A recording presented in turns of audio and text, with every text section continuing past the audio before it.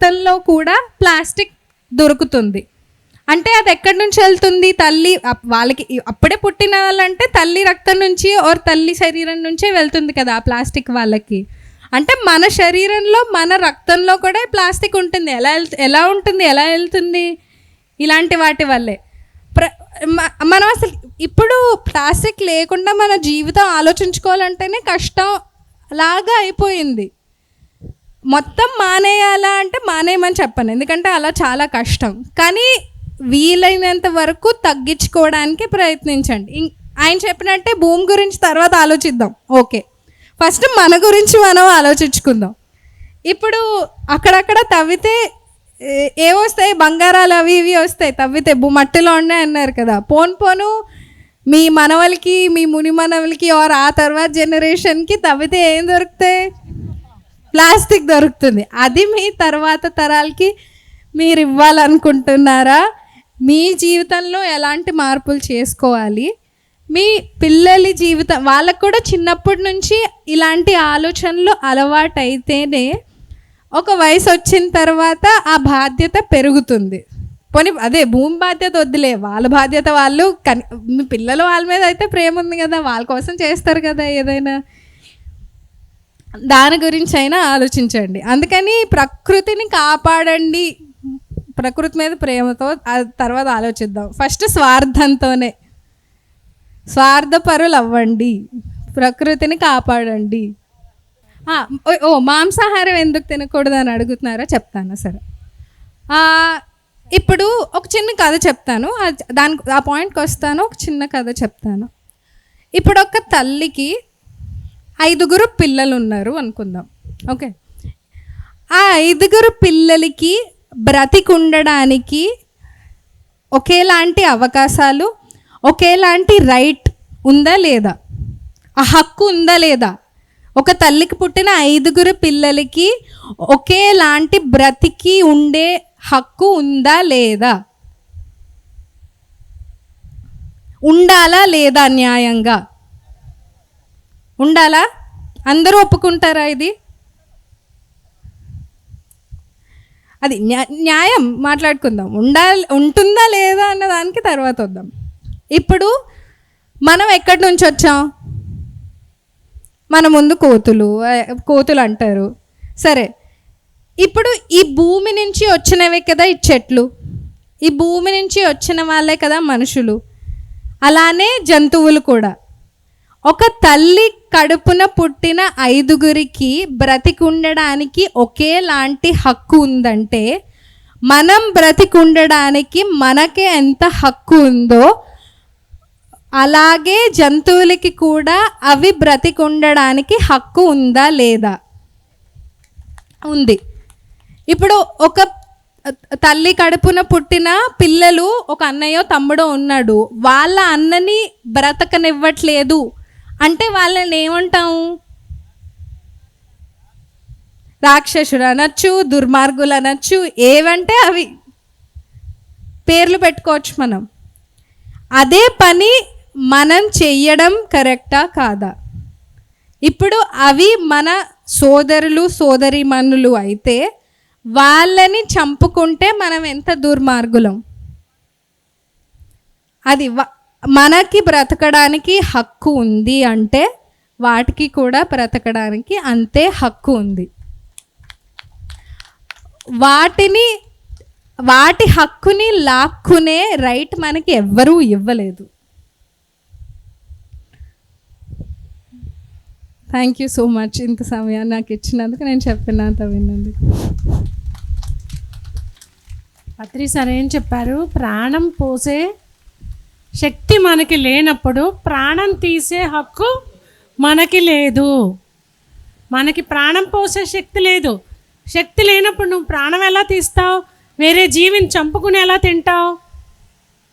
ఆ చంపుకు తినే హక్కు నీకు లేదు. అది పత్రి సార్ చెప్పారు కదా. గట్టిగా క్లాప్స్ కొడదాం. Thank you madam.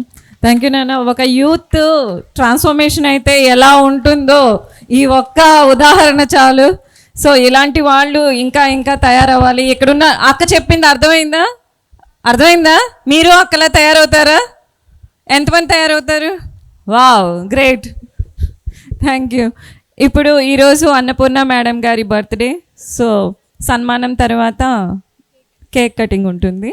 సో అందరూ ఒకసారి గట్టిగా క్లాప్స్తో మేడం గారిని సత్కరించుకుందాము.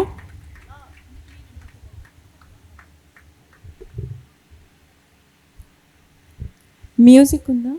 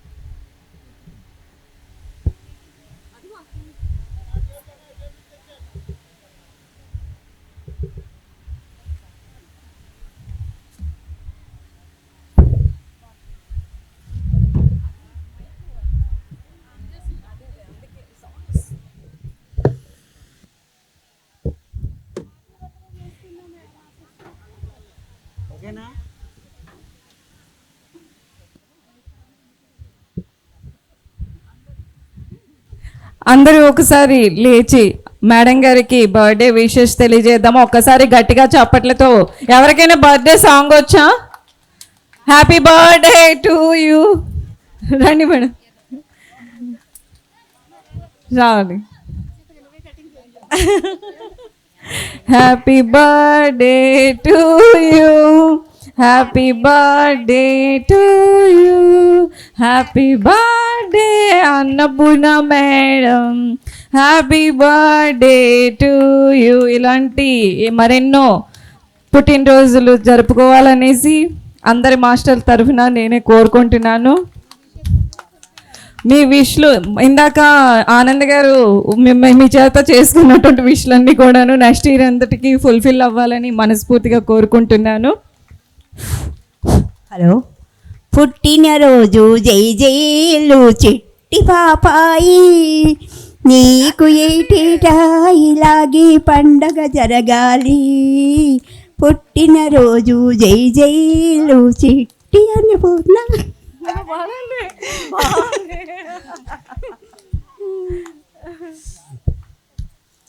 ధ్యానములో ప్రేమలతో ఆనందం ఉండాలి, మా అందరిలోని అనుబంధాన్ని పెనవేస్తూ ఉండాలి. పుట్టినరోజు జై జైలు చిట్టి పాపాయి.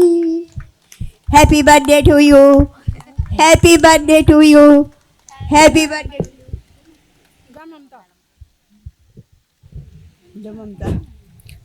Many, many more happy returns of the day, madam. Thank you.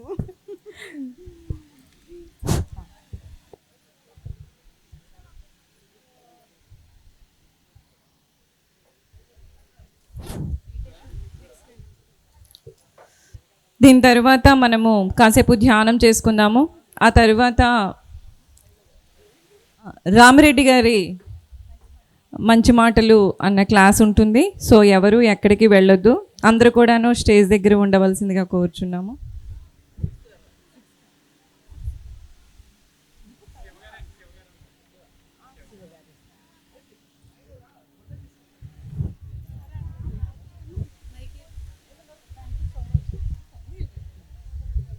Thank you so much. నాకు మా అమ్మాయికి ఈరోజు ఇక్కడ క్లాస్ చెప్పే అవకాశం ఇచ్చినందుకు ఈ టీంకి, అలాగే ఈ సెలబ్రేషన్ నేను వద్దని చెప్పాను అయినా కూడా వినకుండా ఈ సెలబ్రేషన్ పెట్టినందుకు thank you. Darapalli pyramid society ప్రేమతో చేశారు మేడం ఆ ఏర్పాట్లన్నీ కూడా. ఇంత చక్కని అవకాశాన్ని వారికి మీరు ఇచ్చినందుకు కృతజ్ఞతలు.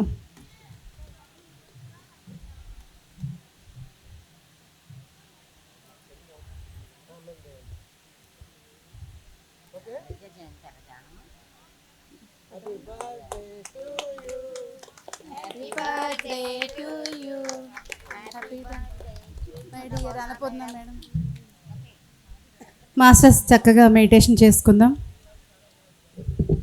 కళ్ళోళ్ళు ఉన్నవాళ్ళు కళ్ళోడు తీసేయవలసిందిగా కోరుతున్నాం.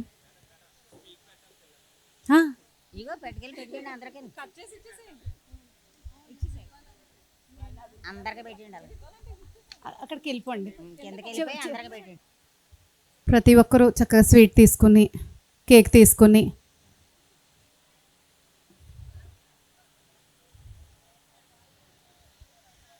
ముందుగా మన కెమెరామెన్స్కి ఇవ్వండి అమ్మా. ప్రొద్దున నుంచి రాత్రి వరకు విశేషమైన సేవలు అందిస్తున్నారు పిఎంసి టీంకి. గట్టిగా క్లాప్స్. అందరికీ ఉంటుంది చక్కగా. ఇందాక ప్రకృతి గురించి అన్నపూర్ణ మేడం వాళ్ళ అమ్మాయి చెప్పారు. మా ఇంటి దగ్గర మేము ధాన్యపు కట్టలు పెడతాము, ట్రేల్లో ధాన్యం పోసి పెడతాము, అలాగే స్వీట్ కార్న్ గింజలు పెడతాము, కాకులకి పెరుగు కలిపిన రైస్ పెడుతూ ఉంటాము. ఆ పక్షుల్ని గమనిస్తే ఇంచుమించుగా 60-70 పక్షులు, ఒక 4-5 ఉడతలు, చిలుకలు ఇవన్నీ వస్తాయి. కాకులు కూడా ఒక 5-6 వస్తాయి. ఆ పక్షుల్ని గమనిస్తే ఏది కూడా ఒక్కటే తినదు. నాకు ఈ పూట ఫుడ్ దొరికేసింది కదా అని హ్యాపీగా అదొకటే తిందు. ఇక్కడ ఫుడ్ ఉందని చెప్పి కాకులు అరుస్తాయి, చిలకలు అరుస్తాయి, ఉడతలు కూడా దాని ఫ్రెండ్స్ అన్నిటిని మోసుకొస్తాయి. ఒక్క ఉడత వచ్చేది ఇప్పుడు 4-5 ఇట్లని కూడా తెచ్చుకుంటుంది ఇక్కడ ఫుడ్ ఉందో వచ్చని చెప్పి.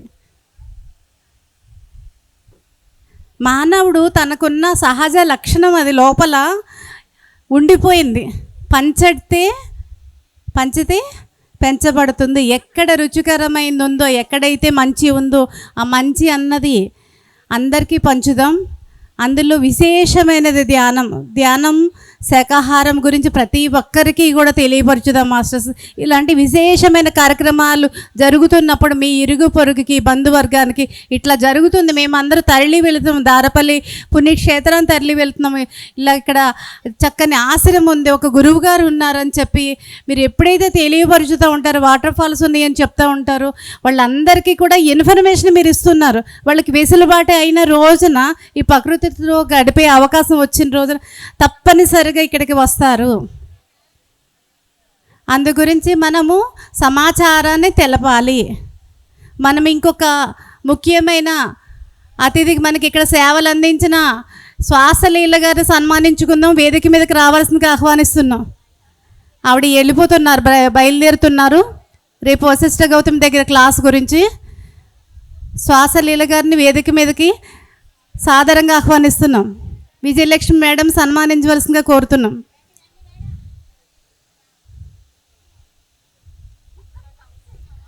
సన్మానం మ్యూజిక్ ప్లీజ్. మేము ఎవరిని మర్చిపోం మేడం. రండి. గట్టిగా క్లాప్స్. శ్వాసలీల గారు నిన్నటి నుంచి ఇప్పుడు వరకు, అలాగే ఎన్నో మౌన ధ్యానాలు ఆవిడ విశేషమైన సేవలను అందిస్తూ ఉన్నారు, ఎంతో జ్ఞానాన్ని పంచుతూ ఉన్నారు. చక్కని సన్మానం చేసుకుందాం. Claps please.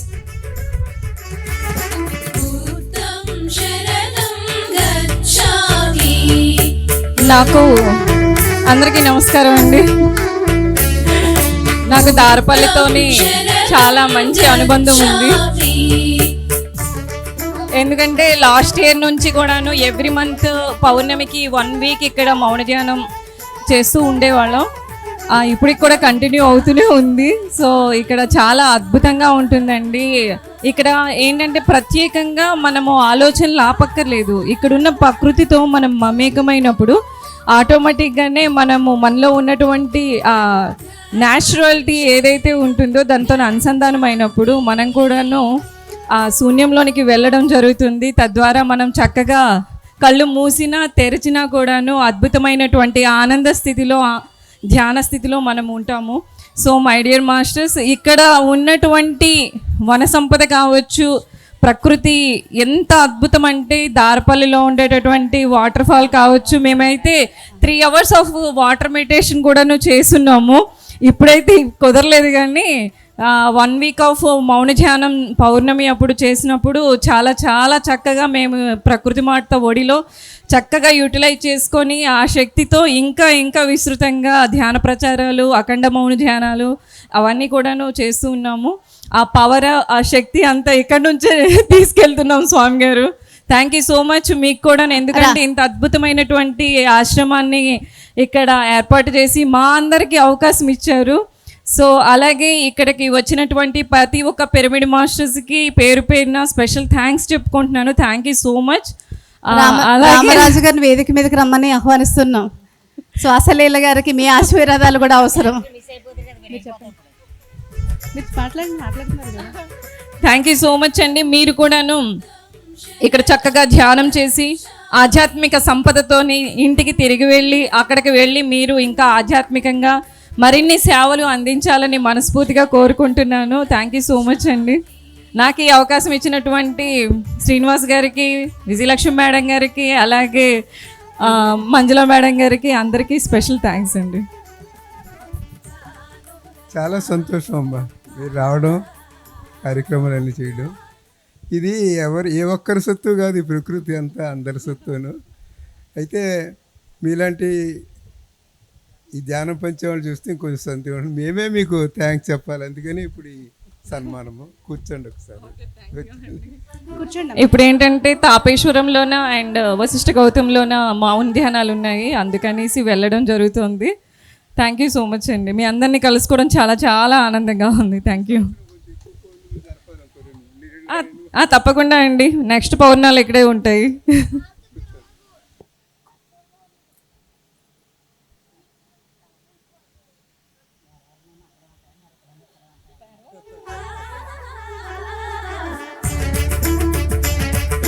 గట్టిగా క్లాప్స్ మాస్టర్స్.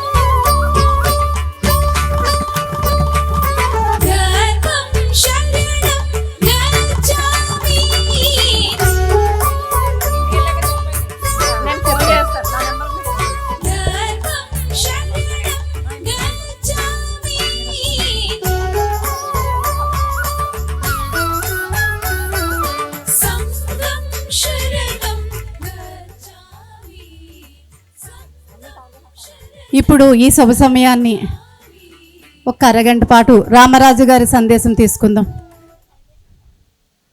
రామరాజు గారి దివ్య సందేశం తీసుకుందాం. దారపల్లి గురించి, ఇక్కడున్న ప్రకృతి యొక్క విశిష్టత గురించి, ఇక్కడ ఎంతోమంది దైవ స్వరూపులు మనకి ఫిజికల్గా కనిపించవచ్చు, కనిపించకపోవచ్చు. ఎంతోమంది దివ్యాత్మలు తిరిగాడిన ప్లేస్, తిరుగుతున్న ప్రదేశము కూడా మాస్టర్స్. ఈ ప్రదేశం యొక్క విశిష్టత రామరాజు గారిని తెలియపరచవలసిందిగా వేడుకుంటున్నాం. ఏదన్నా 2 మంచి వాక్యాలు మా కోసం ఒక అరగంట సేపు కూర్చోండి.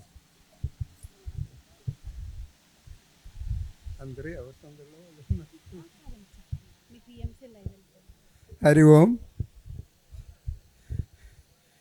ఈ బుద్ధ పౌర్ణమి సందర్భంగా 4వ సంవత్సరము జరుగుతున్న వేడుకల్లో రెండో రోజు మనం అందరం ఉన్నాము.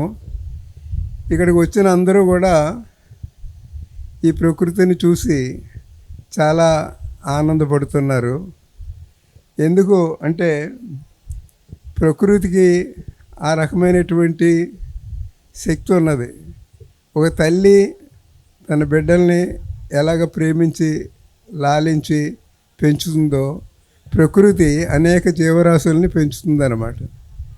అందుకనే ముందు పరమాత్మ నుంచి ఆకాశం వచ్చింది, ఆకాశం నుంచి వాయువు వచ్చింది, వాయువు నుంచి అగ్ని వచ్చింది, అగ్ని నుంచి జలము, జలము నుంచి భూమి వచ్చింది. ఈ భూమి ఏం చేసిందంటే తన నుంచి అనేక వృక్షజాతుల్ని, అనేక ఫలాల్ని, అనేక రసపూరితమైనటువంటి ఆహార పదార్థాలని, ఔషధుల్ని, వనస్పతుల్ని అన్నిటినీ పుట్టిస్తున్నది. అన్నీ ముందు పుట్టించి తర్వాత మనిషిని పుట్టించింది భూమి. ముందు ప్రకృతి పుట్టింది, తర్వాత మనిషి పుట్టాడనమాట.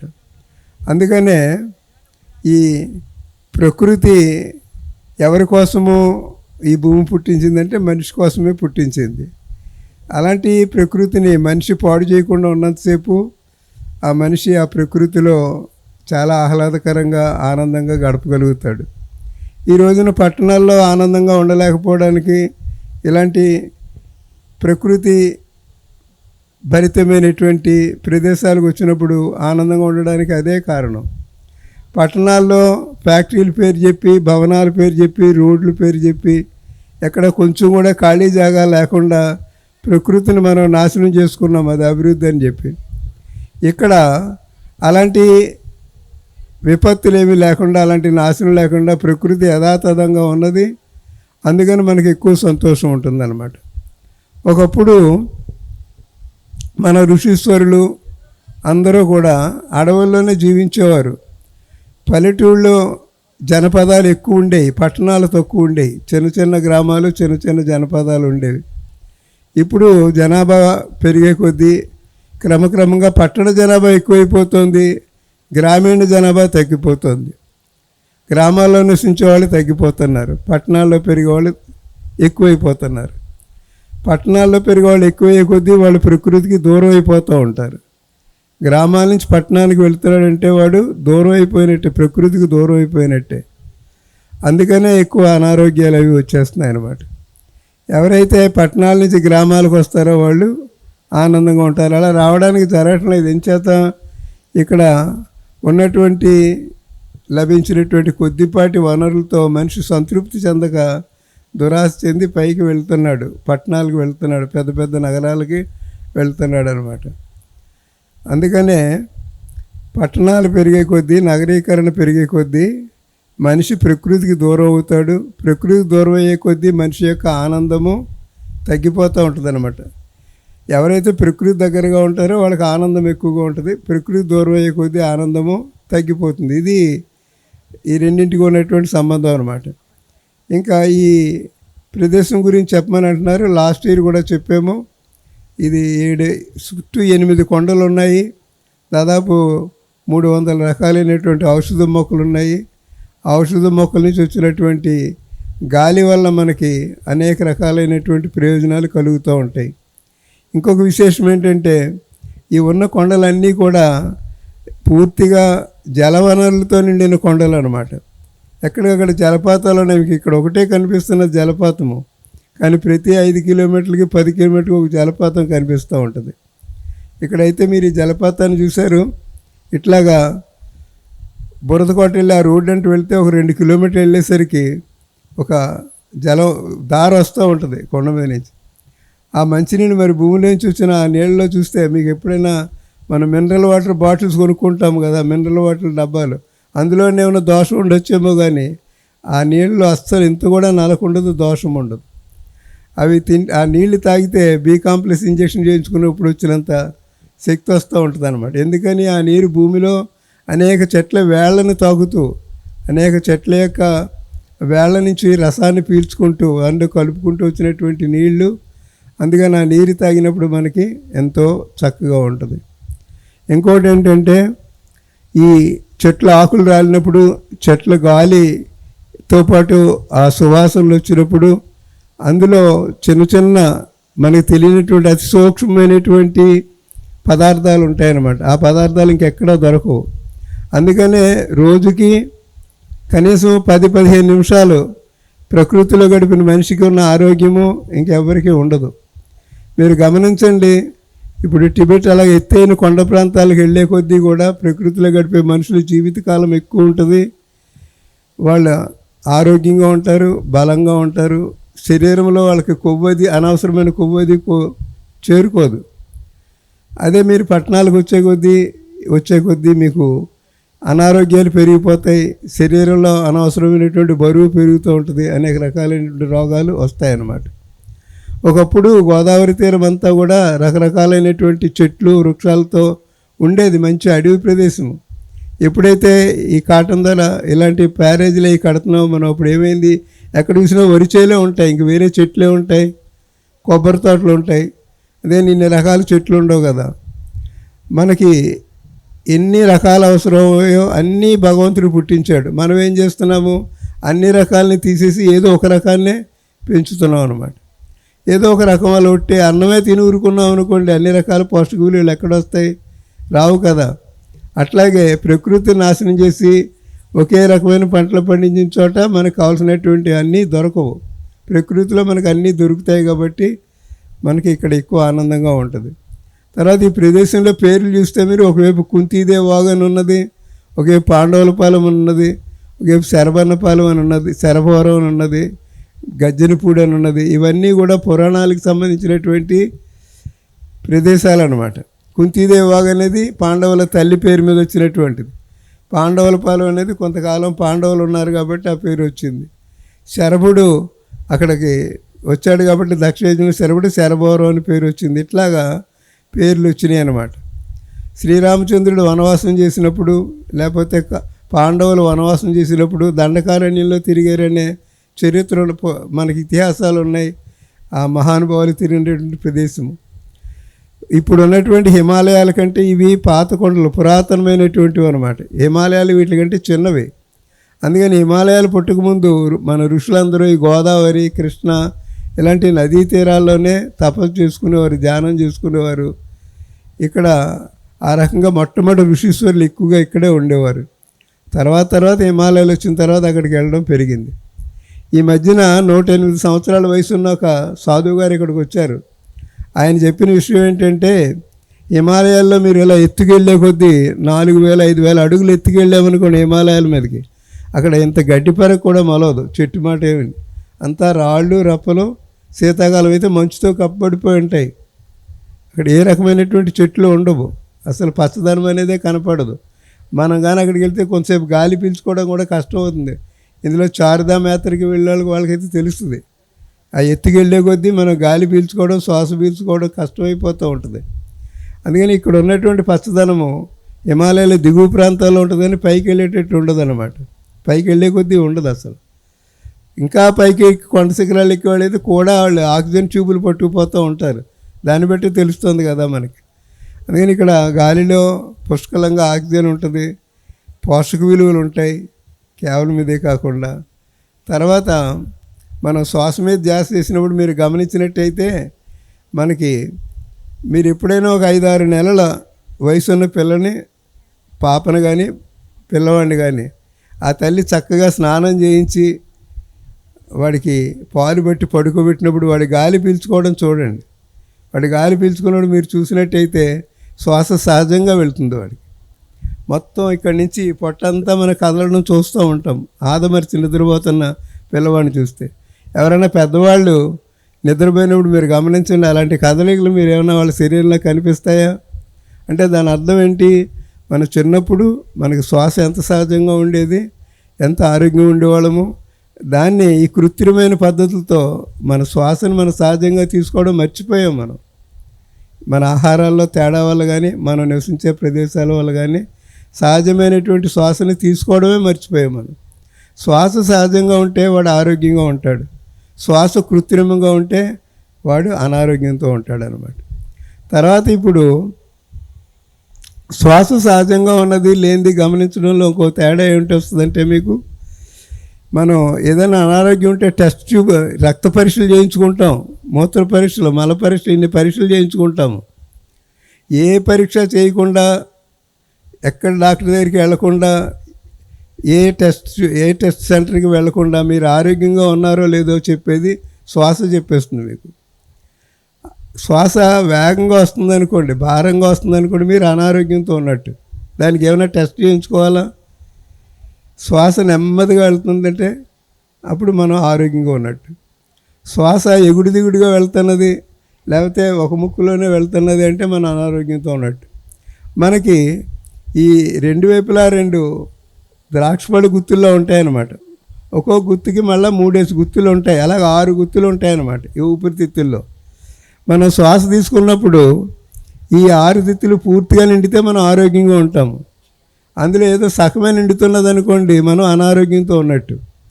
అది చిన్నపిల్లవాడికి అయితే మీరు గమనించినప్పుడు మొత్తం ఊపిరితిత్తుల నిండా గాలి పీల్చుకుంటాడు. మనం గాలి పీల్చినప్పుడు ఏ కొద్దిపాటో పీల్చుతూ ఉంటాము, ఏ కొద్దిపాటో నిండుతూ ఉంటుంది. మిగతావన్నీ కూడా ఆ ద్రాక్షపళ్ళు గుత్తులన్నీ ముడిచిపోయి ఉంటాయి, అందులో గాలే వెళ్ళదు, ఇంకా బలమేమొస్తుంది. ఇవన్నీ కూడా మనం గమనించుకోవాల్సిన విషయాలన్నమాట. ఇంకోటి, శ్వాస నుంచి మనం నేర్చుకోవాల్సింది చాలా ఉన్నది. ఆ విషయం ఏంటంటే, శ్వాస జరిగినప్పుడు ఏం జరుగుతుందో మీకు తెలుస్తుంది. మనం లోపలికి పీల్చినప్పుడు అందులో మంచి గాలి వెళ్తుంది, ఆక్సిజన్ వెళ్తుంది అన్నమాట. ఈ ఊపిరితిత్తులు ఏం చేస్తాయి? అందులో ఉన్నటువంటి మంచి గాలినే తీసుకుంటాయి. మంచి గాలిని తీసుకొని మన శరీరంలో పెరిగిపోయినటువంటి విషవాయువులు ఉంటాయి చూడండి, వాటన్నిటినీ కార్బన్ డైఆక్సైడ్ ఇలాంటి రూపాల్లో వదిలేస్తాయి అన్నమాట. అవి చెట్లకు పనికొస్తాయి, మనకు పనికిరావు కానీ చెట్లకు పనికొస్తాయి. ఈ మనిషి ఈ ఊపిరితిత్తులు ఏం చేస్తున్నాయి? చెట్లు ఇచ్చినటువంటి ఆక్సిజన్ తీసుకుంటున్నాయి, చెట్లు కావాల్సినటువంటి కార్బన్ డైఆక్సైడ్ ఇస్తున్నది. ఎలాంటి సృష్టి విచిత్రమో చూడండి. చెట్లేమో మనకు కావాల్సినటువంటి ఆక్సిజన్ ఇస్తూ ఉంటాయి, ప్రకృతి ధర్మం అన్నమాట ఇది. మనమేమో మన శరీరంలో ఏర్పడిన చెట్లు కావాల్సినటువంటి కార్బన్ డైఆక్సైడ్కి మనం అందిస్తూ ఉంటాం. ఇది వాటికి మనకు ఉన్నటువంటి అనుబంధం. మనం చెట్లు నరికేస్తే అవి మనకు ఆక్సిజన్ ఇవ్వకపోతే మనం అనారోగ్యము పాలైపోతాం. చెట్ల వల్లే కదా మనకు ఆక్సిజన్ వస్తున్నది. అలాగే మనం కార్బన్ డైఆక్సైడ్ ఇవ్వకపోతే ఆ చెట్లు పెరగవు, వాటి నుంచి పళ్ళు రావు మనకి.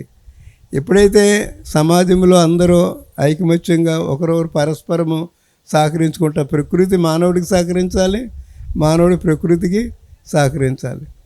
మళ్ళీ మీకు సమయం వచ్చినప్పుడు నేను చెప్తాను, ఒక మనిషి ఎంత ఎక్కువగా ఆనందంగా ఉంటాడు, ఎంత ఎక్కువగా ఆనందాన్ని అనుభవించాలని అతను ఏం చేయాలనేది ఎప్పుడైనా సమయం వచ్చినప్పుడు మీకు చెప్తాను నేను. ఇందులో కూడా చాలా విషయాలు ఉన్నాయన్నమాట చెప్పవలసినవి. ఎందుకంటే బుద్ధ భగవానుడు నేను చెప్పాను కదా మీకు, 45 సంవత్సరాలు తిరిగి 82,000 కథలు చెప్పాడు ప్రజలకు, 82,000 సూత్రాలు చెప్పాడు. రోజు 15 మందికి 20 మందికి బోళ్ళంత విజ్ఞానం ఉన్నది. అందులో ఏ కొంచెం తెలిసినా మనం ఆ బుద్ధ భగవానుడు చెప్పిన మార్గాన్ని అనుసరించినట్టయితే ఎటువంటి దుఃఖము లేకుండా హాయిగా ఉంటామన్నమాట. సమయం ఉన్నప్పుడు చెప్పుకుందాం. మళ్ళా అందరూ కూడా ఈ ప్రకృతికి మీరు సహకరించాలా, అప్పుడు ప్రకృతి మనకి సహకరిస్తుంది అన్నమాట. ఇంకొకటి ధర్మం అంటాం కదా, మన ధర్మం ఏంటి? దేన్ని ధర్మం అంటారు? ఏదైతే మనల్ని రక్షిస్తుందో అది ధర్మం, ఏదైతే ప్రకృతిని కాపాడుతుందో అది ధర్మం. మనం కీడు చేసుకున్నా అది ధర్మం ఎలా అవుతుంది? ప్రకృతికి కీడు చేసినా అది ధర్మం అవ్వదు, అధర్మం అవుతుంది. అధర్మం వల్ల మనం శిక్షించబడతాం, ధర్మం వల్ల మనం రక్షించబడతాం. మనం ఇందులో ఏ పని చేస్తున్నాము? ధర్మం చేస్తున్నామా, అధర్మం చేస్తున్నామా? మనం చేసే పనిని బట్టే కదా. మనం ధర్మం చేస్తే మనం రక్షించబడతాం, మనకి ఆరోగ్యం వస్తుంది, ఆహారం వస్తుంది, చక్కటి గాలి వస్తుంది. అధర్మం చేస్తే శిక్షించబడతాం. ఇది సింపుల్ రూల్ అన్నమాట. అందుకని ప్రకృతి ధర్మాన్ని మనం పాటించకుండా ధర్మానికి విరుద్ధంగా వెళ్ళినంతసేపు ఇలాంటి వైపరీత్యాలు మనకి వస్తూ ఉంటాయి అన్నమాట. మనం ధర్మాన్ని కాపాడితే, ప్రకృతికి అనుకూలంగా కాపాడితే, బతికితే అది మనల్ని కాపాడుతుంది అన్నమాట. ఇప్పుడు ఈ ప్రకృతిలో ఉన్నటువంటి అన్ని పంచభూతాలు, అన్ని జంతువులు, అన్ని పక్షులు, అన్ని జీవరాశులు కూడా వాటికి ఉన్నటువంటి సహజమైన ధర్మాన్నే కాపాడుకుంటూ బతుకుతున్నాయి.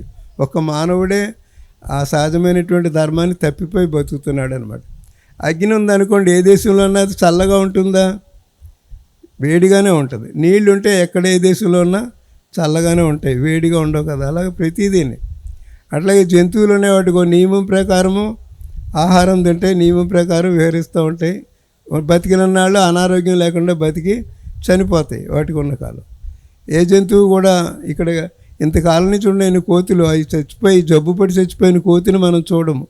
వాటికి ఎవరైనా టైం టు టైం ఏమైనా భోజనం అది ఉంటున్నదా, కానీ అవి ఒక ధర్మం ప్రకారం నడుస్తున్నాయి. మీకు ఆశ్చర్యం వేస్తుంది, ఎప్పుడైనా మనం వాచ్ చూసుకుని లేట్ అవుతాం స్కూల్కి వెళ్ళవద్ది పిల్లలు.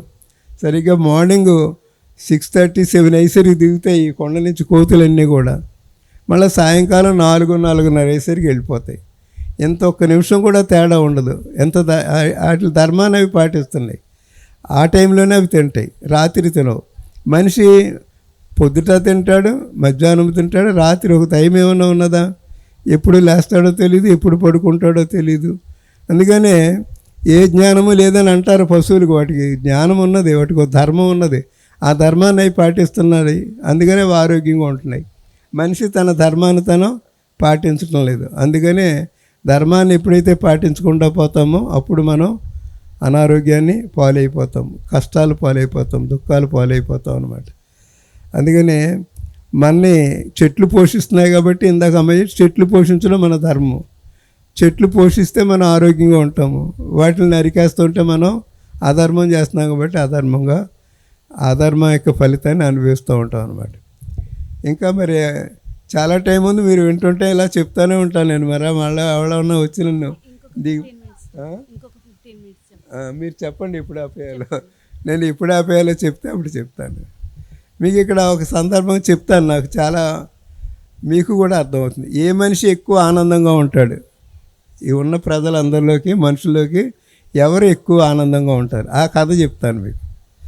ఒక మనిషి ఉన్నాడు, ఆయన ఎలాంటి వాడంటే తన స్వార్థం, తన గురించే బతుకుతాడు. భార్య గురించి కానీ పిల్లల గురించి కానీ ఎవరి గురించి పట్టించుకోడు. ఏమో రోజు కష్టపడి పనిచేసింది వచ్చిందనుకోండి, ఒక 100 రూపాయలు, 1000 రూపాయలు, లేకపోతే ఒక నెల జీతం ఒక 10,000, 20,000 వచ్చిందనుకోండి, ఆ పూట క్లబ్కి వెళ్ళి తినేస్తాడు, తాగేస్తాడు, పేకాట ఆడేస్తాడు, వచ్చేస్తాడు. మళ్ళా డబ్బులు లేకపోతే భార్య మేడలోనే మంగళసూత్రంలోనే అమ్మేస్తాడు. అంటే ఆ మనిషి ఎలాంటి వాడు? తను ఒక్కడి స్వార్థమే చూసుకుంటూ ఉంటాడు. భార్య సంతోషం కానీ, భార్య సౌఖ్యం కానీ, పిల్లల సౌఖ్యం కానీ ఏమీ చూడవలసిన అవసరం లేదన్నమాట.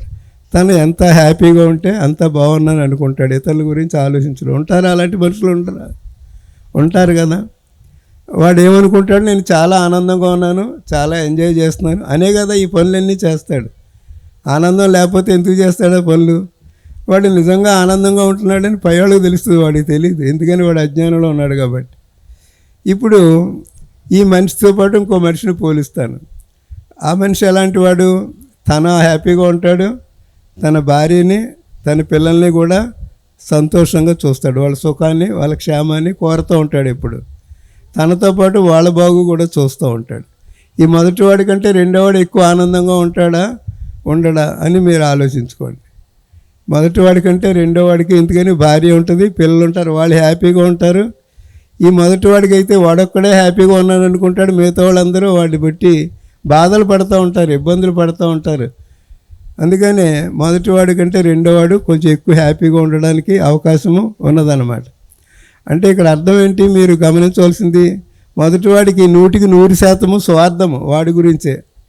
రెండోవాడికి ఆ స్వార్థం కొంచెం తగ్గింది, వాడితో పాటు భార్యని పిల్లల్ని కూడా చూస్తున్నాడు. ఇలా మనిషి స్వార్థం తగ్గే కొద్దీ వాడికి ఉన్నటువంటి సంతోషము, వాడికి ఉన్నటువంటి ఆనందము పెరగడానికి అవకాశం ఉన్నది, పెరుగుతూ కూడా అన్నది. ఇంకొక మనిషి ఉన్నాడు, వాడు నెక్స్ట్ అన్నమాట. వాడు తన భార్య పిల్లలు, ఇప్పుడులా మైక్రో ఫ్యామిలీస్ కాదు, తండ్రిని తల్లిని కూడా చూస్తాడు, అన్నదమ్ముల్ని చూస్తూ ఉంటాడు, అక్క చెల్లెల్ని చూస్తూ ఉంటాడు, వదిన గారిని మరదల్ని చూస్తూ ఉంటాడు, అందరినీ చూస్తాడు. కుటుంబం దాన్ని ఎక్స్టెండెడ్ ఫ్యామిలీ అంటాం. అంటే ఆ మనిషి తన స్వార్థం ఇంకొంచెం తగ్గించుకుని ఇంకొంచెం ఎక్కువ మందితో తన సమయాన్ని, తన సంపదని, తన శక్తిని పంచుకుంటున్నాడు కదా. పంచుకునే తేడా కనిపిస్తున్నదా లేదా మీకు ఈ ముగ్గురి మధ్య? నేను అట్లాగే వెళ్ళే కొద్దీ రెండోవాడి కంటే మూడోవాడు ఇంకొంచెం ఎక్కువ ఆనందంగా ఉంటాడనమాట. ఇంకా కొంచెం ముందుకెళ్తే కొంతమంది ఆ ఊరు లేకపోతే వాళ్ళ కులము ఏదైతే ఒక కుటుంబం ఒకటే కాకుండా వాళ్ళ కులం అంతా, మేము పలానా కులం వాళ్ళు, మా కులం వాళ్ళంతా బాగుండాలి, మా వర్ణం వాళ్ళంతా బాగుండాలి, మా వీధి వాళ్ళంతా బాగుండాలి, మా ఊరు వాళ్ళంతా బాగుండాలి. వాడికి ఏదైతే తెలివితేటలు ఉన్నాయో, సంపద ఉన్నదో అన్నీ వాళ్ళతో పంచుకోవడానికి సిద్ధపడుతూ ఉంటాడు. అలా పంచుకునే కొద్దీ వాడికి తెలియకుండానే ఏం జరుగుతుంది, వాడి యొక్క స్వార్థము తగ్గుతున్నదన్నమాట. అట్లాగా మీరు పెంచుకుంటా వెళ్ళే కొద్దీ మనిషి యొక్క పరిధి, మనిషి యొక్క ఆలోచన, మనిషి యొక్క ఉదార స్వభావము, అందరితోనూ కలిసి సహజీవనం చేసే లక్ష్యము, ఇవన్నీ పెరుగుతూ ఉంటాయి అన్నమాట. ఇట్లాగా ఒక ఊరు, ఒక రాష్ట్రము, ఒక దేశము ఇట్లా వెళ్ళే కొద్దీ కొంతమంది మహానుభావులు ఏం చేస్తారు, ఇప్పుడు పాకిస్తాన్ అలాంటి దేశాల్లోనే కొంతమంది ఉన్నారు, మా దేశమే బాగుండాలి, ఇంకే దేశము బాగుండకూడదని చెప్పి తయారవుతున్నారు కదా. అట్లా ఉన్న వాళ్ళకి ఇంకొక దేశంలో మన దేశంతో పాటు అన్ని దేశాలు బాగుండాలని ప్రయత్నం చేసేవాళ్ళు ఉన్నారనుకోండి. ఇద్దరిలో ఎక్కువ ఎవరు ఆనందంగా ఉండడానికి ఉంటుంది, మన దేశమే బాగుండాలి అనుకునేవాడి కంటే కూడా మనతో పాటు మిగతా దేశాలు కూడా బాగుండాలి అని అనుకునేవాళ్ళు ఎక్కువ ఆనందంగా ఉంటారన్నమాట. ఇట్లా మనిషి తన యొక్క పరిధిని చూసుకునే కొద్దీ, పెంచుకునే కొద్దీ, తన స్వార్థాన్ని తగ్గించుకునే కొద్దీ, ఇది ఒక పారాడాక్స్ అన్నమాట. చాలామంది కొంచెమన్నా స్వార్థం లేకపోతే ఎలా బతుకుతాము, మన గురించి మనం చూసుకోకపోతే ఎలా బతుకుతాము అని అనుకుంటూ ఉంటారు. ఎవరైతే వాళ్ళ గురించి వాళ్ళు చూసుకుంటూ ఉంటారో వాళ్ళకి తక్కువ ఆనందం వస్తుంది. ఎవరైతే వాళ్ళతో పాటు ఇతరులను కూడా చూస్తూ ఉంటారో, వాళ్ళ సంతోషాన్ని ఇతరులతో పంచుకుంటూ ఉంటారో వాళ్ళకి క్రమక్రమంగా ఆనందము పెరుగుతుంది అన్నమాట. వాళ్ళకి ఇంకా ఎక్కువ ఆనందం పెరుగుతుంది. కొంతమంది ఈ రోజు గురించి ఆలోచిస్తారు, ఈ రోజు గడిచిపోతే చాలు, రేపు ఎల్లుండి ఎలా ఉంటుందో ఆలోచించరు. ఇంకొంతమంది ఈ రోజుతో పాటు రేపు ఎల్లుండి కూడా బాగుండాలని అనుకుంటారు, దాని గురించి కూడా ఆలోచిస్తూ ఉంటారు. చేత ఇప్పుడు గురించే కాకుండా భవిష్యత్తు గురించి ఆలోచించుకునేవాడు ఎక్కువ ఆనందంగా ఉండడానికి అవకాశం ఉన్నది. ఇట్లాగా వెళ్ళే కొద్దీ కూడా మీకు ఇంకా బుద్ధుడు ఇలాంటి వాళ్ళు తీసుకున్నామనుకోండి, వాళ్ళు ఏం చేశారు, ఒక దేశము కాదు, ఒక మనిషి కాదు, ఒక జీవి, పశువు, పక్షి అన్నీ ఏమైనా తేడా చూపించారా వాళ్ళు? వాళ్ళ దయని, వాళ్ళ కరుణని, వాళ్ళ మైత్రిని ఎవరితో పంచుకున్నారు? ఒక దేశంలో వ్యక్తులతో కాదు, ఒక కులంతో కాదు, ఒక మతంతో కాదు, ఒక కుటుంబంతో కాదు, ఒక ప్రాంతంతో కాదు, ఎవరితో పంచుకున్నారు? మొత్తం అన్ని విశ్వలో ఉన్నటువంటి ప్రపంచంలో ఉన్న అందరి వ్యక్తులతోనూ పంచుకున్నారు. వ్యక్తులతో సరిపెట్టారా? అన్ని జంతువులతోనూ, అన్ని పక్షులతోనూ వాళ్ళ యొక్క మైత్రిని, వాళ్ళ యొక్క కరుణని పంచుకున్నారు వాళ్ళు. అలాగే వాళ్ళు బతుకున్న టైంలోనే వాటి యొక్క క్షేమం గురించి చూడలేదు. 45 సంవత్సరాలు కష్టపడి అప్పుడే ఆ కాలంలో అందులో సుఖంగా ఉండే పద్ధతి చెప్పి ఊరుకోలేదు ఆయన.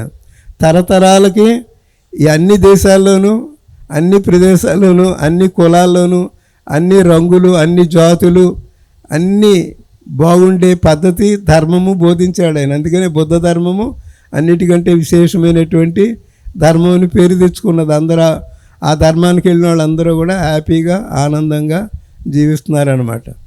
ఇట్లాగా మీరు చూసుకున్నప్పుడు మనం కూడా ప్రతిరోజు ఆలోచించుకునేటప్పుడు మన ఆలోచన మనకు పరిమితమై ఉండి, మన గురించి మనం కష్టపడి, మనం గురించి మనం శ్రమపడి, మనం గురించి మనం దాచుకుని, మన గురించి మనం పోగు చేసుకున్నప్పుడు ఎక్కువగా ఆనందంగా ఉంటామా?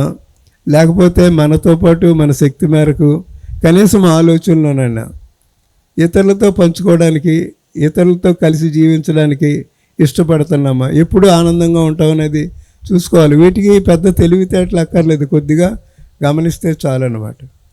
ఇది ఒక పారాడాక్స్ అన్నమాట. ఇది ఒక అంటే ఏంటి, వైపరీత్యం అన్నమాట.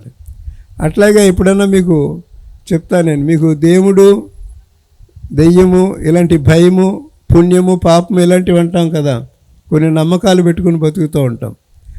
ఈ బుద్ధ భగవానుడు ఏం చెప్పాడంటే, అలాగా ఎవరిని నమ్మక్కర్లేదు. మీరు అంతటా మీరు గమనించుకున్నట్టయితే ఎలాంటి పనులు చేస్తే మీరు సుఖంగా ఉంటారు, ఎలాంటి పనులు చేస్తే మీరు దుఃఖాలు అనుభవిస్తారు, ఎలాంటి పనులు చేస్తే ఆరోగ్యంగా ఉంటారు, ఎలాంటి పనులు చేస్తే దుఃఖాలు అనుభవిస్తారు, అలాంటివన్నీ ఆలోచన చెప్పాడు అనమాట. మనం పూర్వకాలం నుంచి అందరికీ తెలుసు కదా, పాపం చేస్తే వాడు నరకానికి పోతాడు, పుణ్యం చేస్తే స్వర్గానికి వెళ్తాడని చెప్పి అంటారు. ఎన్ని నమ్మకాలతో. బుద్ధ భగవానుడు ఏం చెప్తాడంటే, కుశల కర్మలు, అకుశల కర్మలు. మాట తేడా అంతే. మన పాపము పుణ్యం అనుకునేది కుశల కర్మలు, అకుశల కర్మలు. కుశల కర్మ అంటే ఏంటి? కుశలంగా ఉన్నారా అని అడుగుతారు కదా, ఎప్పుడైనా మాట విన్నారా మీరు? ఇప్పుడు కొన్ని మాటలు మర్చిపోతున్నాం మనం. నేను ఇక్కడ రోజు సాయంకాలం నడవడానికి వెళ్తాను, ఒక 5-6 కిలోమీటర్లు వెళ్ళి నడిచి వస్తూ ఉంటాను అనమాట. దోవలో కనపడి ఎక్కడికి వెళ్తున్నారా అని అడిగితే ఇలా నడవడానికి వెళ్తున్నాను ఆయన సరదాగా అంటే, వాకింగ్కి వెళ్తున్నారా అని అడుగుతారు వాళ్ళు వాళ్ళని తిరిగి. అడిగి తెలుగులో నేను చెప్తే నడవడానికి వెళ్తున్నానంటే మీరు వాకింగ్కి వెళ్తున్నారా అని నన్ను అడుగుతారు. అట్లా కొన్ని మాటలు మనం మర్చిపోయాం. కుశల కర్మ అంటే ఏంటి? మనకి మేలు చేస్తుంది, మనతో పాటు పక్కనున్న వాళ్ళకి కూడా మేలు చేస్తుంది. అకుశల కర్మ అంటే ఏంటి? అది మనకి దుఃఖాన్ని తెచ్చిపెడుతుంది, పక్కవాడికి కూడా దుఃఖాన్ని తెచ్చిపెడుతుంది. ఇందులో కుశల కర్మలు కొన్ని ఉదాహరణలు ఏంటి? ఎవరి మీద కోపం వచ్చింది అనుకోండి, కోపం వచ్చినప్పుడు వాళ్ళు చూడగానే ముఖం ముడుచుకుంటాం.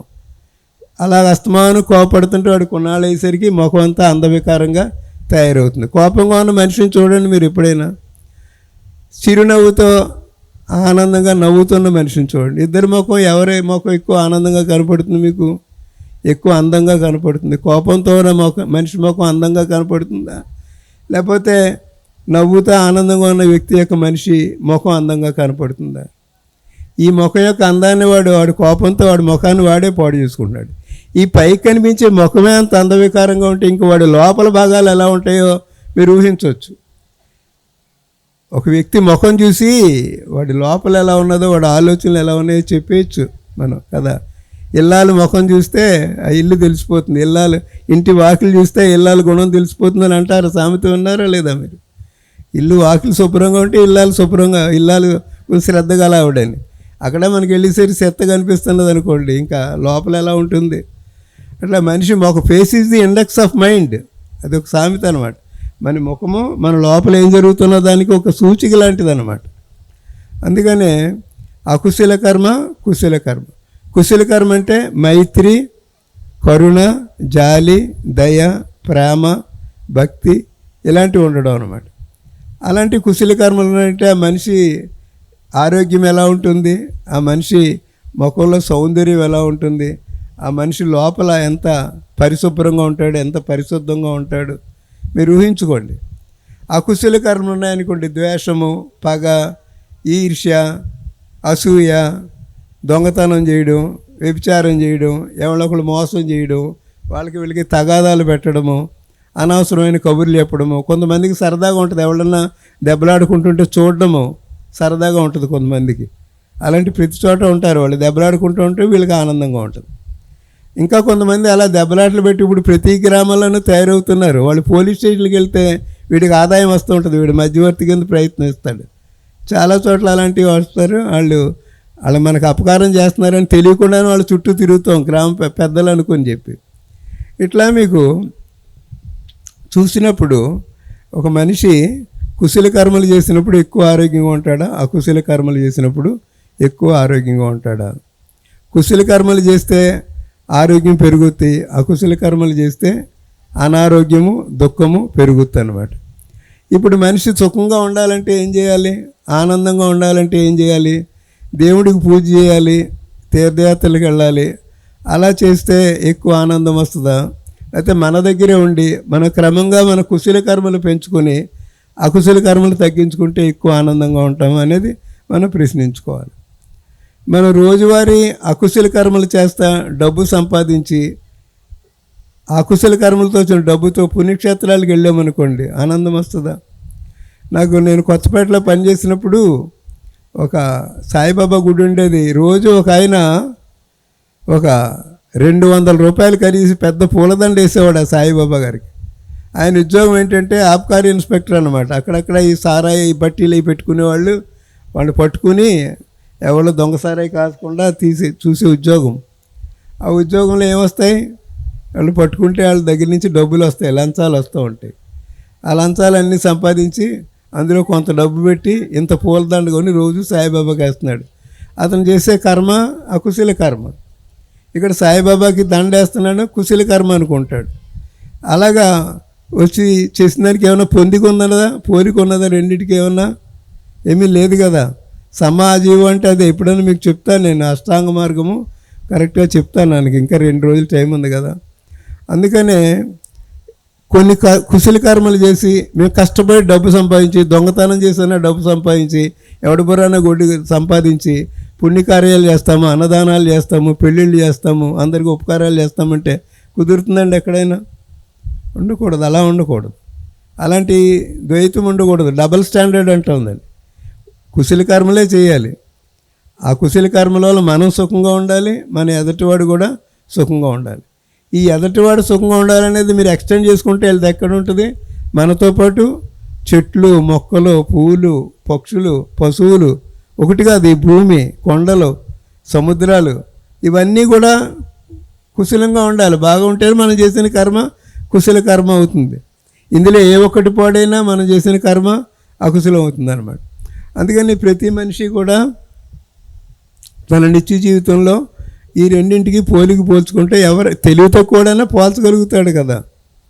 వాడు కుశల కర్మనేమో అకుశల కర్మ, అకుశల కర్మని కుశల కర్మ అనుకున్నాడంటే వాడిని మనం ఏం చేయలేము. ఇంకా వాడు పశువు కంటే హీనం. వాడు కొద్దిగా ఆలోచించుకున్నట్టయితే ఏది మంచి కర్మ, నా ఒక్కడికి మేలు చేసేదా, నా కుటుంబానికి మేలు చేసేదా, నా గ్రామానికి మేలు చేసేదా, నా దేశానికి మేలు చేసేదా, ఎంత విస్తారమైనటువంటి ఫలితం ఉంటే అది అంత మంచి కుశల కర్మ అవుతుంది, అంత ప్రభావవంతమైనటువంటి కుశల కర్మ అవుతుంది. అలాగే అకుశల కర్మ కూడాను, వాడు ఏ ఒక్కడినో ద్వేషం పెట్టుకుంటే, వాడు ఒక్కడిని హింసిస్తూ ఉంటే కంటే మొత్తం ఊరంతని కూడా పీడించేస్తున్నాడు అనుకోండి. కొంతమంది చనిపోయినప్పుడు పండగ చేసుకుంటారు. ఎప్పుడు పండగ చేసుకుంటారు మీరు? అలాంటి పండగ మనకు ఉన్నది, గుర్తుపడి మీకు జ్ఞాపకం ఉన్నదా? నరక చతుర్దశి అని పండగ చేసుకుంటాం. ఎవరైనా మనిషి చచ్చిపోతే బాధపడతారని పండగ చేసుకుంటారండి. ఎందుకు చేసుకుంటున్నాం ఆ పండుగ? నరకాసురుడు అనేవాడు ఎప్పుడో ఆ కాలంలో అందరినీ ఏడిపించాడు, నానా బాధలు పెట్టాడు. దీని అటు చచ్చిపోయినప్పుడు అప్పటి నుంచి దీపాలు వెలిగించుకుని పండగ చేసుకుంటున్నారు. అట్లా మనం ఎంతమంది కీడు చేస్తే అది అంత పెద్ద అకుశల కర్మ అవుతుంది. ఎంతమందికి మేలు చేస్తే అంత కుశల కర్మ అవుతుంది. ఇన్ని సంవత్సరాల తర్వాత బుద్ధిని తలుచుకుంటున్నామంటే ఆయన ఎంత కుశలమైనటువంటి కర్మ చేసాడో చూడండి కదా. ఎంత కుశలమైన కర్మ చేసి బట్టే కదా ఇన్ని సంవత్సరాల తర్వాత తలుచుకుంటున్నాం. నరకాసురుడు ఇప్పుడు కూడా తలుచుకుంటున్నాం అంటే వాడు ఎంత అకుశల కర్మ చేసాడో కూడా గమనించండి. అందుకని మన కర్మలన్నీ కుశలంగా ఉండాలి, అకుశల కర్మలు తగ్గాలి, కుశల కర్మలు పెరగాలి క్రమక్రమంగా. Thank you. గురుదేవులైన రామరాజు గారికి గట్టిగా క్లాప్స్ అండి. ఇక్కడ ఇంకొక మాట చెప్పాలి. మేము ఈ వస్త్రాలు ఉన్నాయి కదా, ఈ వస్త్రాలు ఉన్నప్పుడు ఏం చేస్తారంటే మా గురువుగారి వస్త్రాలు ఇచ్చినప్పుడు విరజా హోమం అని ఒక హోమం చేస్తారు. ఆ హోమం చేసినప్పుడు మేము ఒక గురువుగారి దగ్గర ఒక ప్రతిజ్ఞ చేస్తాం అన్నమాట. నాకు తల్లి లేదు, తండ్రి లేరు, అంటే వాళ్ళు చనిపోయారని కాదు, నేను వాళ్ళందరినీ వదిలేస్తున్నాను, నా అక్కజీళ్ళని వదిలేస్తాను, అన్నదమ్ములు లేరు, బంధువులు లేరు, స్నేహితులు లేరు, నాకెవరు శత్రువులు లేరు, ఈ అందరినీ నేను వదిలేస్తున్నాను, ఈ సమాజమే నాకు దైవము, ఈ సమాజం గురించే పాటుపడతాను, నా ఇక్కడి నుంచి ఏమి నా స్వార్థానికి పాటుపడను అని చెప్పి ఆయనకి దగ్గర ప్రతిజ్ఞ చేస్తాం. అప్పుడు ఆయన ఏం చేస్తాడు, ఆ గురువుగారు ఏం చేస్తారు, నాకు ఉన్నటువంటి గోత్రము, ఆ పేరు అవన్నీ తీసేస్తారనమాట. పూర్వం ఉన్నటువంటి కులము కానీ, ఆ గోత్రం కానీ, ఆ పేరు కానీ అన్నీ తీసేసి ఒక కొత్త పేరు పెడతారు. అప్పుడు అలాగ నాకైతే పూర్వాశ్రమంలో ఉన్న పేరు తీసేసి రాజవిద్యానంద్ అని పేరు పెట్టారు. ఇప్పుడు ఎవరైనా వీరు అస్తమానం చెప్తూ ఉంటాను రాజుగారు అని పిలిస్తే చూసిన వాళ్ళు ఏమనుకుంటారంటే వీళ్ళకి సన్యాసి అంటే ఏంటో తెలియదు, సన్యాసిని ఎలా సంబోధన చేయాలో కూడా తెలియదు అని అనుకుంటారు. మీకే నష్టం అది. ఎప్పుడూ కూడా ఒక సాధువుని, ఒక సన్యాసిని పూర్వాశ్రమం పేరుతో పిలవకూడదు. మిమ్మల్ని తప్పు చేస్తున్నానని కాదు, పిలవకూడదు. స్వామి అని కానీ, లేకపోతే తెలిస్తే రాజవిద్యానంద స్వామి, లేకపోతే స్వామి అని పిలిచినా చాలు అన్నమాట. గురువు అని పిలుస్తారు కొంతమంది, గురువు అని కూడా పిలవకూడదు. ఆయన మాట వింటే ఆయన గురువు అని పిలాలి. ఆయన పంగనాలు పెడితే ఆయన గురువు అని పిలిస్తే ఎలా ఉంటుంది? ఇప్పుడు అలా అయిపోయింది గురువు అన్న మాట. అందుకనే మీకన్నా సరే ఎవరైనా సరే ఒక సాధువు కనపడితే ఆయన ఎప్పుడు పేరు పెట్టి పిలవకూడదు. ఏ పేరు? అంతకు ముందున్న పేరు. ఎందుకని అన్నీ వదిలేసి వచ్చాము. ఇంకొక సందర్భం చెప్తాను. నేను ఈ మధ్యన హైదరాబాద్ వెళ్ళాను. హైదరాబాద్ వెళ్ళి మీకు ఎన్ని కబుర్లు చెప్తున్నాను. హైదరాబాద్ వెళ్ళి నేను నడిచి వస్తుంటే ఒక ట్యాక్సీ డ్రైవర్ ఆపి నన్ను ఆ కారు ఎక్కించుకున్నాడు అనమాట. అతనికి ఊరికనే కూలి పనికి ట్యాక్సీ నడుపుకునేవాడు. ఎక్కడి నుంచి వస్తున్నారు ఏంటని అడిగాడు అనమాట. నా మీద గౌరవం ఉండే, ఈ బట్టలకు గౌరవం ఇచ్చే నన్ను ఎక్కించుకున్నాడు. నేను మామూలు యాదాపాలన పూర్వాన్ని వీళ్ళు చెప్పిన మాట కూడా మర్చిపోయి ఇక్కడ మా పెద్ద అబ్బాయి అంటాడు వాడి ఇంటికి వచ్చాను అన్నాను అనమాట. అతను ఒక ప్రశ్న వేసాడు, నా తల గిర్రని తిరిగే ప్రశ్న వేసాడు, సన్యాసులకు కూడా కొడుకులు ఉంటారా అండి అని అడిగాడు అనమాట. అసలు సన్యాసి అన్నవాడు ఒక కొడుకు గురించో, ఒక భార్య గురించో, లేకపోతే ఒక మిత్రుడి గురించో, అంటే వాళ్ళు మర్చిపోవను కాదు, వాళ్ళకి ఎంత విలువ ఇస్తారో సమాజంలో ప్రతి ఒక్కడికి అంతే సమానమైనటువంటి విలువ ఇవ్వాలి. వసుదైక కుటుంబం అందరూ మన వాళ్ళే అనుకునేటట్టుంటేనే వాడు నిజమైన సన్యాసి.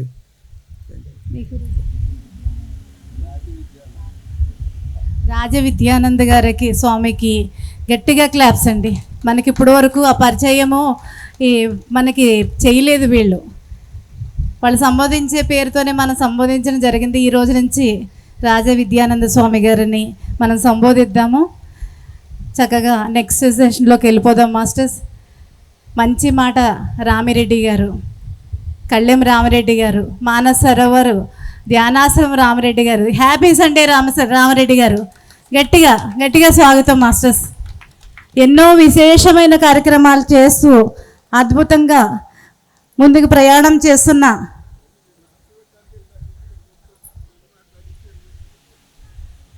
గట్టిగా క్లాప్స్ అండి రామిరెడ్డి గారికి.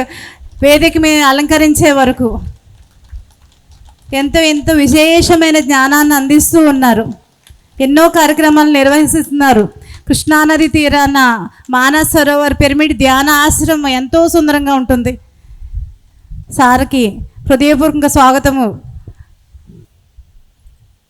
ఇప్పటి వరకు కూడా ఎంతో అద్భుతమైనటువంటి జీవిత సత్యాలను, అలాగే ప్రకృతిని కూడా ఎంత చక్కగా వర్ణించి చెప్పినటువంటి విద్యానంద స్వామి గారికి గట్టిగా, రాజ విద్యానంద స్వామి వారికి మేము గత సంవత్సరం పరిచయం అయ్యాం. చెప్పారు వారి యొక్క జీవిత చరిత్ర. వాస్తవంగా అందరూ కూడా రిటైర్మెంట్ స్టేజీలో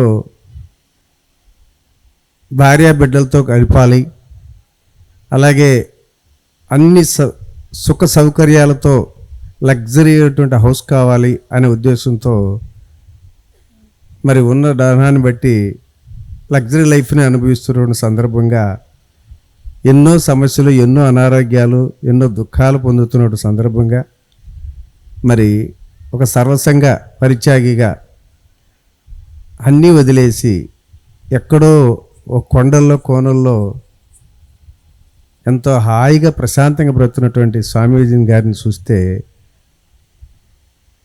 వాస్తవంగా చెప్పాలంటే నాకు జలసీ కూడా కలుగుతుంది అనిపిస్తుంది. ఇంతటి ఆనందాన్ని ఎలా పొందుతున్నారు అనేది చాలా చాలా అద్భుతం.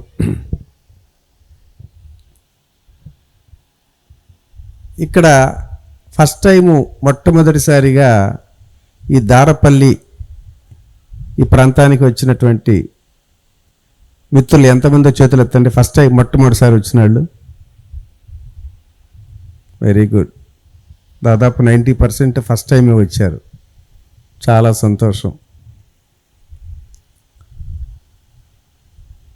నేనైతే ఇది 4వసారి ఇక్కడికి రావటం. ఏదైనా జీవితంలో ఒక సంఘటన హృదయంలో బాగా టచ్ చేసినటువంటి దాన్ని మర్చిపోలేం. గత సంవత్సరం నేను ఇట్లాగే బుద్ధ పౌర్ణమికి ఇన్వైట్ చేశారు, వచ్చాను. రాత్రి 10:30-11 గంటల వరకు సరిగ్గా నిద్రపట్ల. అక్కడ ఆ చివరిలో వేశారు ఒక మంచం. ఆ మంచం మీద పడుకున్నాను. గాలి లేదు, ఎందుకంటే అక్కడేమో ఏసీల్లో పడి ఉండడం కదా. చికాకుగా ఉన్న సందర్భంగా మన శ్రీనివాస్ సార్, ఇక్కడ కాదండి మీరు, నేను చెప్పినట్టు ఒకసారి ట్రెండ్ అన్నాడు. సరే ఎక్కడికని చెప్పాను, ఇక ఆయనతో పాటు వచ్చాం. 2 మంచాలు తీసుకుని వచ్చారు. నేను నా మిత్రుడి ఫ్రెండ్ కూడా వచ్చాను, సత్యనారాయణ గారని. అక్కడ ఆ వాగు పక్కనే ఆ 2 మంచాలు వేసి రాత్రి అప్పటికి 11 అయింది. ఇక్కడ పడుకోండి సార్ అన్నాడు. వెనక్కి ఎలికలుగా పడుకుంటే కరెక్ట్గా చంద్రుడు నిండు పౌర్ణమితో చంద్రుడు పైన వెలుగుతూ ఉన్నాడు. పక్కనేమో గలగల శబ్దాలతో సెలయేరులాగా అది పారుతూ ఉంది. అప్పుడే నా అదృష్టం కొద్దీ అప్పుడు దాకా గాలి లేనటువంటి సందర్భంగా గాలి కూడా వీయటం మొదలుపెట్టింది. ఒక్క దోమ కూడా లేదు. అలా ఆ వెన్నెల్లో ఎంతసేపు విహరించామో, ఎంతటి పరమానందం పొందామో అది మాటలతో వర్ణించలేం. ఆ సంఘటన ఎప్పుడు గుర్తొస్తుంది. పౌర్ణమి ప్రతి నెల పౌర్ణమి ఇదే సంఘటన గుర్తొస్తుంది. ఈసారి చాలా ఒత్తిడి పనులున్నాయి. అలాగే నన్ను కర్నూలు అక్కడ బుద్ధ పౌర్ణమి ఉత్సవాలు జరుగుతుంటే అక్కడ కూడా ఇన్వైట్ చేశారు, గట్టిగా రావాలని. నేను అన్నాను, లేదు బాబు, మళ్ళీ ఆనందాన్ని అయితే మరొక్కసారి ఇక్కడికే పొందాలి అనే ఉద్దేశంతో వాళ్ళ పని కట్టుకుని రావడం జరిగింది. అది ఈరోజు మీరందరూ తప్పనిసరిగా ఆనందానుభూతిని స్వయంగా అనుభవిస్తారని చెప్పి నేను ఆశిస్తున్నాను.